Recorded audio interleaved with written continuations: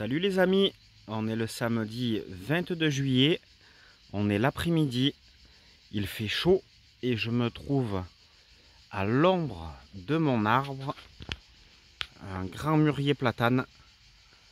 Et je remercie les personnes qui l'ont planté il y a, je pense, une vingtaine d'années. Je ne les connais pas, mais en tout cas je les remercie parce que plusieurs années plus tard, c'est moi qui bénéficie de la protection de cet arbre et de son ombre.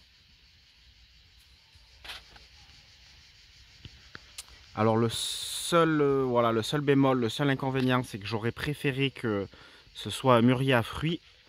Malheureusement, ce n'est pas le cas.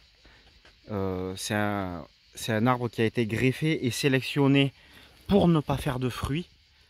Justement parce qu'il y a des personnes qui ne veulent pas salir leur extérieur ou leur terrasse quand les murs tombent.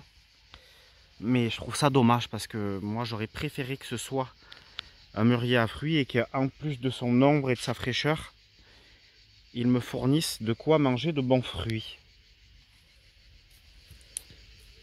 Hop, avant d'aller au potager, on va aller à la mare, voir un peu l'évolution avec la végétation aquatique, les lentilles d'eau, les papyrus, nénuphars, etc. Et là, vous voyez les grenouilles qui se cachent. Il y en a trois grenouilles adultes qui sont arrivées toutes seules grâce à la création de ce petit écosystème aquatique. Là, je ne peux pas passer ici sans vous parler de la première récolte de prunes, variété Reine Claude dorée. Ça y est, je m'en régale. Et je suis vraiment d'autant plus content que c'est la première année que j'ai une récolte, une vraie récolte. Parce qu'en fait, il avait rien pour être pollinisé. Et là, du coup, je crois qu'il y a à peine 2 ans, j'ai planté ce mirabellier. Ça y est, ce printemps, il a fait son travail de pollinisation. Donc les fleurs du mirabellier ont pollinisé les fleurs du prunier. Et en plus, comme vous le voyez, j'ai plein de mirabelles à manger. Voilà, il est plein de mirabelles. Je suis désolé les amis, mais je peux juste vous la montrer. Vous ne pourrez pas avoir le goût dans la vidéo, ni les saveurs. Mais moi je les ai dans la bouche. Et je peux vous dire que ça fait plaisir. Allez, on va au potager. Je vais vous montrer un peu les évolutions. Et je vais vous montrer quelque chose aussi d'un peu original. Puisque comme je vous ai parlé du gros mûrier platane, que je taille chaque année en hauteur et qui me fait des cannes chaque année de 3 mètres de long, que j'ai utilisé ici pour fabriquer des tuteurs pour les tomates, et là-bas pour les haricots. Je le taille donc toutes les années en hauteur. Il y a même une année où j'ai réduit la circonférence tellement qu'il venait faire de l'ombre sur le potager. Et là en fait, je me suis amusé à semer des fruits du mûrier. Donc pas celui-là, puisque celui-là je vous expliquais qu'il était stérile. Mais j'ai semé des mûres que j'ai récupérés donc chez une cliente. J'ai semé les 24 petits pots que vous voyez là. Et il y en a 2 qui sont sortis. Pour l'instant, peut-être éventuellement un troisième. Donc lui, qui a beaucoup d'avance sur les autres. Et lui. Donc pour la petite histoire, donc je travaillais chez la cliente et il y avait une souche de mûrier platane stérile. Donc qui était mort, qui avait été coupé à ras. Et en fait, c'est reparti du porte-greffe, c'est reparti des racines. Et il s'avérait que le porte-greffe, c'était un mûrier platane, un mûrier à fruits, pardon. Et donc, les clients ont gardé ce jeune arbre, qui faisait à peu près ça de circonférence. Il devait avoir, je pense, 5 ans, à peu près. Et il était plein de belles mûres, donc j'en ai mangé, je les ai trouvées très bonnes. Voilà, la cliente ne les consommait pas, donc je l'ai incité à le faire.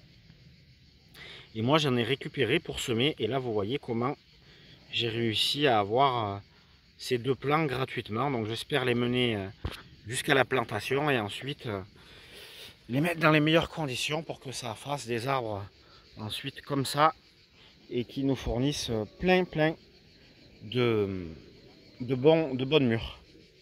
Voilà, il est mûr. Et ça continue à donner, les amis. Là, je vous montre. Voilà, je vous mens pas. Je vous montre que la réalité du potager. Quand ça va ou quand ça va pas. Et donc, là aussi, j'ai des mûres. C'est super bon. C'est juteux. J'en ai plein les doigts.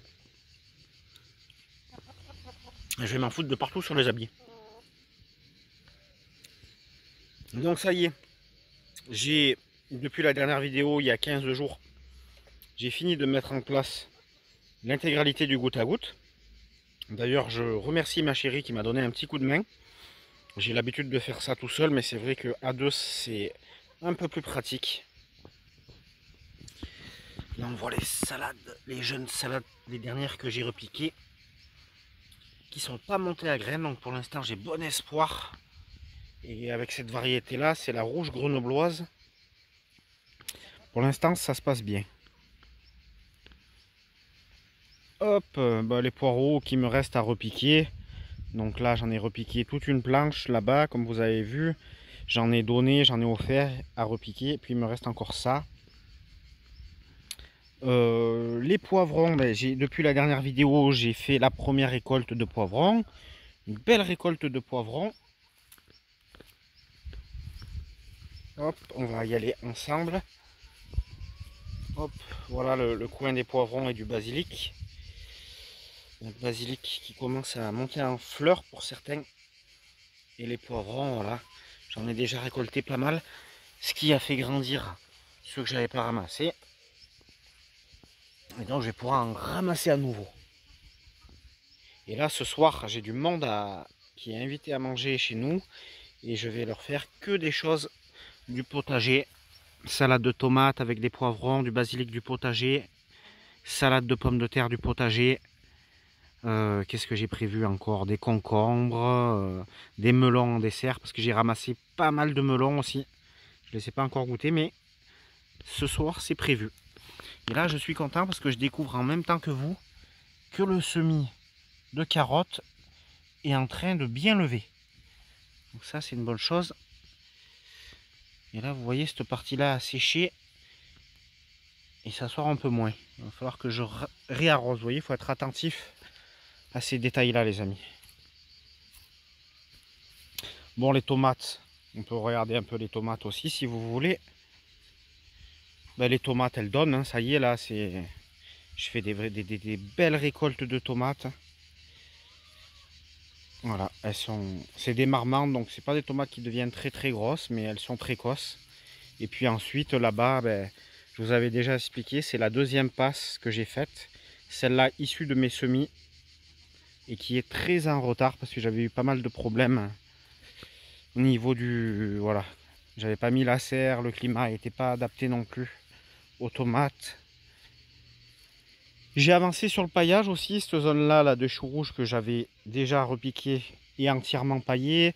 Là-bas, j'ai fini de pailler les courges qui d'ailleurs sont en train de, ça y est, de partir à vitesse grand V. Là, ça y est, elles sont en train d'exploser. Il va falloir que je les guide un peu. Il y en a même une qui va grimper sur le grillage là-bas, ça ne me dérange pas. Les courgettes qui continuent à donner. On est submergé de courgettes. Et là les amis, donc j'ai fait pas mal de repiquage de choux sur toute cette zone là. Il y aura beaucoup de choux cette année. Ceux-là c'est les derniers que j'ai fait ce matin. Donc que je vous explique. Ici, là, là-bas au fond, et les... Non, là c'est des choux rouges, mais là-bas aussi. C'est des plants de brocolis et de chou-fleur que j'ai acheté chez mon producteur de plants, de légumes. Parce que j'avais pas fait de semis moi-même, brocoli, chou-fleur, j'avais pas de graines à ce moment-là. Alors que là on passe devant une belle pastèque, ça sera sûrement peut-être la seule. Donc il faut la cajoler et on va s'en régaler. Voilà, donc les choux, ça a l'air de bien démarrer. Là c'est des plants de blettes aussi que j'ai acheté chez le producteur de plants. Hop. les plants de choux de chez le producteur. Les melons, alors là, les melons, j'en ai fait déjà une grosse récolte. Alors j'ai pesé, j'ai plus le chiffre en tête, mais ni du poids ni du nombre. Mais de mémoire, il y en avait une bonne dizaine. Alors là, vous voyez les amis, toutes ces herbes sauvages là, qui poussent au milieu des melons, normalement, normalement il n'y en a pas. Mais comme j'ai pas eu le temps de les pailler avant que les melons se développent, du coup, les herbes sauvages se développent également et il faut tout désherber à la main. Et comme je ne l'ai pas fait suffisamment souvent, il y a des herbes sauvages dans les melons. Mais ça n'a pas trop embêté leur développement. Là aussi, il y avait déjà le paillage. Là, il faut que je paille absolument. Donc ça, c'est ce que je vais faire demain matin. Donc c'est-à-dire dimanche, quand la vidéo va sortir, je serai en train de pailler ici. Voilà. Donc ça c'est une variété de choux de Milan, donc c'est des choux paumés frisés. J'ai récolté aussi la première belle récolte de haricots. Voilà, donc j'ai fait une belle récolte de haricots. D'ailleurs on va en manger ce soir également, j'ai oublié de vous les citer dans le menu du soir. Et donc vous voyez, je pourrais en récolter encore là dès demain.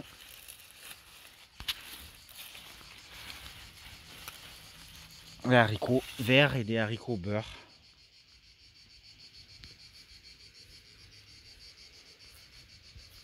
Donc voilà où on en est les amis, beaucoup de récoltes en ce moment. Des plantations pour préparer les cultures d'automne-hiver. Et puis une fois que j'aurai fini de rattraper mon retard sur le paillage, après voilà. Après ça va se calmer un petit peu. Et il n'y aura plus qu'à profiter et à consommer. On va aller faire un petit tour du côté de l'autre terrain de la Muni Forêt Jardin parce que je voulais vous montrer 2-3 productions supplémentaires. Allez hop, on y va ensemble.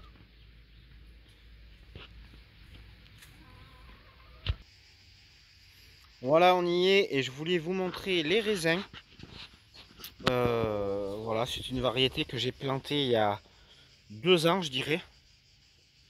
Ils sont vraiment super bons. Donc c'est une variété ancienne dont malheureusement je pourrais pas vous citer le nom dans la vidéo parce que je l'ai un peu oublié, mais enfin, en tout cas je l'ai noté quelque part, ça c'est sûr. Et c'est résistant aux maladies, donc pas besoin de traitement. Et c'est vrai que là j'ai pas eu de problème comme sur des variétés plus classiques, des problèmes de maladies cryptogamiques. Donc voilà, c'est vrai que je suis assez impressionné de voir qu'on dit que les arbres fruitiers mettent des années et des années à donner, mais vous voyez là par exemple mon grenadier que j'ai dû planter il y a 2 ou 3 ans maximum, il est déjà plein de grenades.